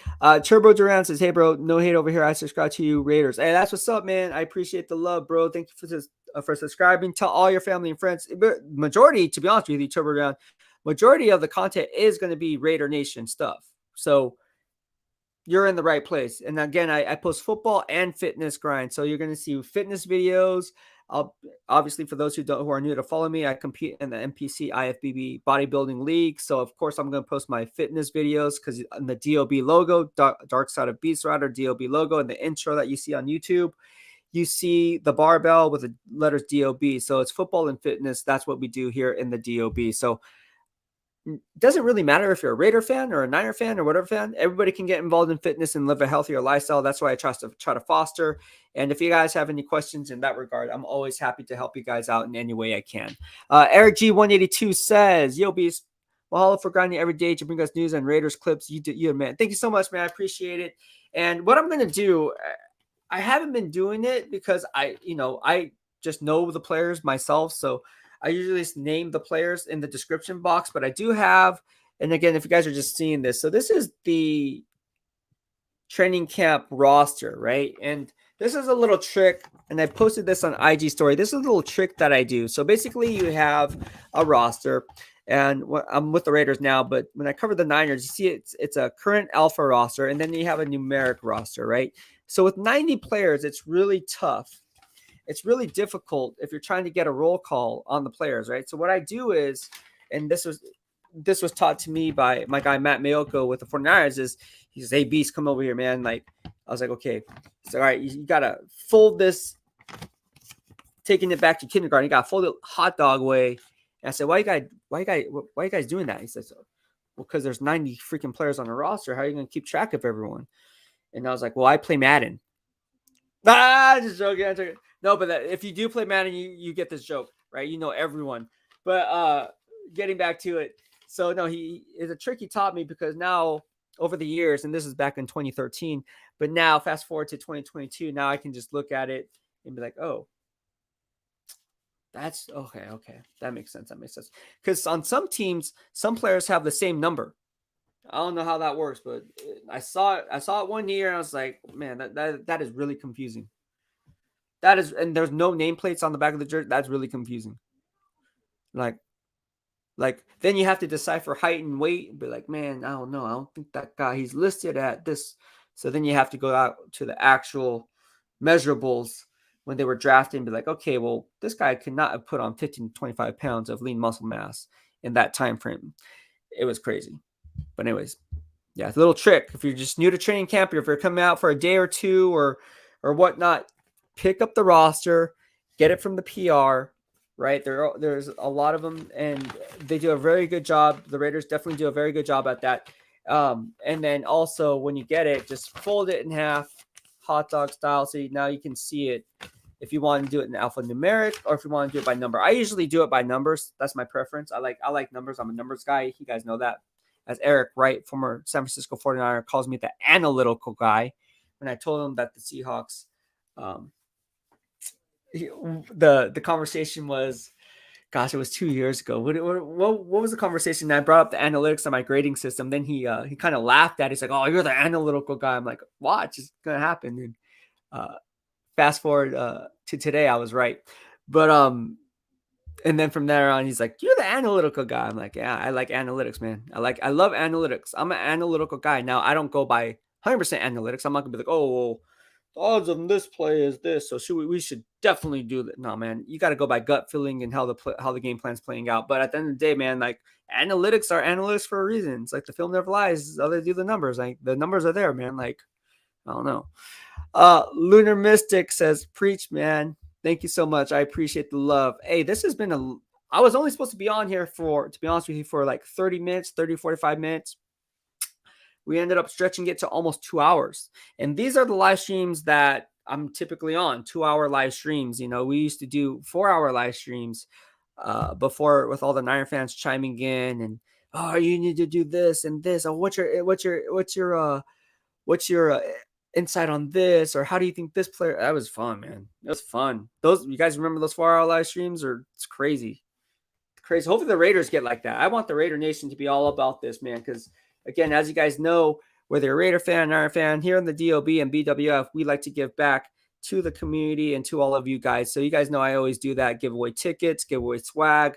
And again, it's money out of my own pocket, because I wouldn't be here without you guys in my corner. So you guys are the driving force. You guys are the engine that make me go. So I appreciate all of you guys. So just do me a favor, hit the like button, drop a comment, and spread the word to all your family and friends as we keep things hot here in the DOB, because again, we're trying to grow the Raider Nation, and the only way I can do that is say, hey, hit the subscribe button, hit the like button on this video, drop a comment, and then also share the YouTube channel Twitter, social media, whatever the case may be, whatever platform you're watching on, and go ahead and subscribe and follow me on those respective platforms. All right, that'll be it for today. I think we are going to wrap this up. It's almost 9 o'clock p.m. Pacific Standard Time. I'll be hopping back on tomorrow. So again, like I said, get your Raider Nation fam in here and let's talk silver and black football. Thank you so much for tuning in. I had a lot of fun. I hope you guys had a lot of fun. Niner fans, love you guys. Thank you for all your love and support and continued support. We're not going to stop talking about the Niners. They're always going to be relevant here in the DOB. So thank you so much. Appreciate all the love and support that I've been getting, all the DMs, all the comments. Hey, man, it's been overwhelmingly, what's the word? It's just been, I didn't expect that much love, honestly, but it's been nothing but good vibes only. And that's what I try to foster always. So again, thank you so much. And mahalo for the love and support. Take care for now. I'll be back tomorrow. BEASTwriter out.